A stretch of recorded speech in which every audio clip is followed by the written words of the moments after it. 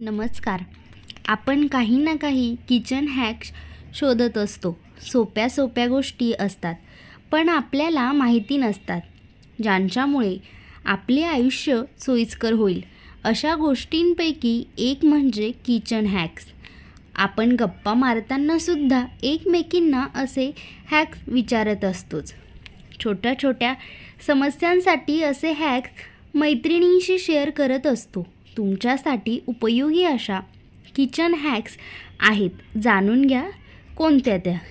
Number 1, गाईचे दूध फाटल्यानंतर त्यामधून निघालेले पाणी टाकून देऊ नका.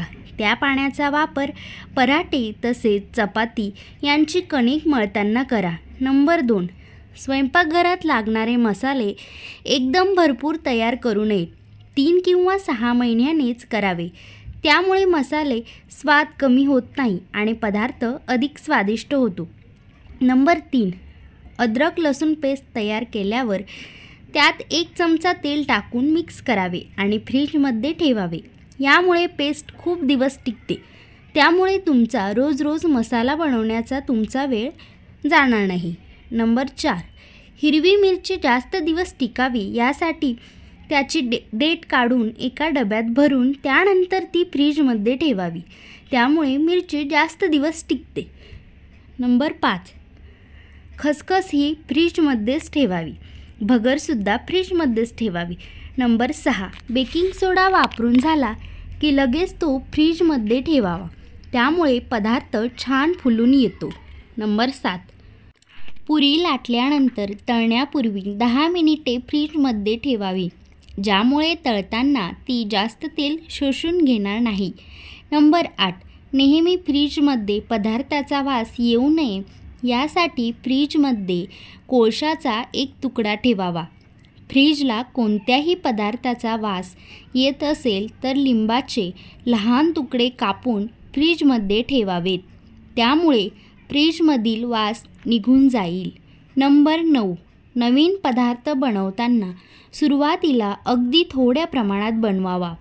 चुकून बिघडलाच तर जास्त वाया जात नाही आणि आवडला तर आणखीन बनवता येतो. नंबर 10, कापलेल्या सफरचंदाच्या तुकड्यावर जर लिंबाचा रस लावला तर ते काळे पडत नाहीत. लिंबाचा रस जास्त निघण्यासाठी त्याला थोडा वेळ गरम पाण्यात ठेवावे. नंबर 11, पोहे करत असताना त्याचा लगदा होतो. ते होऊ नये यासाठी पोहे करताना कांद्याचा वापर जास्त करावा. जर आपण 2 वाट्या पोहे घेतले तर 1.5 वाटी कांदा वापरावा, म्हणजे पोहे चिकट होणार नाहीत. नंबर 14, महिन्यातून एकदा मिक्सरच्या भांड्यात खडे मीठ बारीक करून घ्या. त्यामुळे भांड्यांच्या पात्यांना धार येते. नंबर 13, भाजीची ग्रेव्ही घट्ट होण्यासाठी कांदा भाजण्यावेळी त्यात 1 चमचा बेसन पीठ टाका. त्यामुळे ग्रेव्हीला छान स्वाद येईल. नंबर 14, कोणताही गोड पदार्थ तयार करताना त्यात चिमूटभर मीठ टाका. त्यामुळे चव आणखीन छान होईल. नंबर 15, पावसाळ्यात अनेकदा मिठाला पाणी सुटते. यावेळी मिठाच्या बरणीत थोडेसे तांदूळ टाका. त्यामुळे मीठ मोकळे राहते. नंबर 16, लसूण सोलणे हे सर्वात अवघड काम वाटते. मात्र लसूण लवकर सोलण्यासाठी ते 1 मिनिट ओव्हनमध्ये गरम करा. त्यानंतर एका घट्ट झाकणाच्या डब्यात घालून ठेवा. त्यानंतर लसणाच्या पाकळ्या निघून जातील. नंबर 17, काकडी बरेच दिवस टिकते, खराब होत नाही, पण 2 दिवसातच आकसलेली दिसायला लागते. अशी काकडी बरेच जण खराब झाली असं समजतात, पण ती काकडी थोडा वेळ बर्फाच्या पाण्यात ठेवा. ती पुन्हा आधीसारखी ताजी दिसायला लागते. शिवाय जास्त काळसुद्धा टिकते. नंबर 18, सकाळी केलेल्या पोळ्या दुपारीपर्यंत कडक होऊन जातात. ही समस्या तर प्रत्येकाची आहे. कपड्यात गुंडाळल्या की जास्त चामट होतात. मग करावे तरी काय? एक फारच सोपा उपाय आहे. पोळ्यांच्या डब्यात आल्याचा तुकडा ठेवा. असं केल्याने पोळ्या छान मऊ राहतात. नंबर 19, बरेचदा बटाटा फार गोड मिळतो. असा बटाटा भाजीत तर अजिबात चांगला लागत नाही. अशा वेळी गोड बटाटा मिठाच्या पाण्यात बुडवून ठेवायचा आणि मग वापरायचा.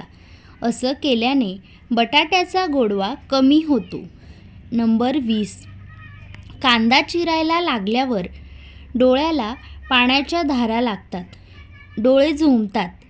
कांदा चिरताना चॉपिंग बोर्डवर ओला टिश्यू पेपर ठेवा. जर कांदा ताटात चिरत असाल तर ज्या ताटात चिरत आहात त्या ताटात ठेवा.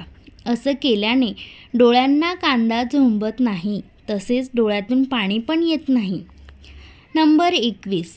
बरेचदा गार पाणी प्यायची इच्छा होते आणि गार पाण्याच्या बाटलीतही पाणी थोड्या वेळासाठीच गार राहते. जास्त काळासाठी पाणी गार राहावे असे वाटत असेल तर बाटलीला ॲल्युमिनियम फॉईल पेपर लावून ठेवायचा.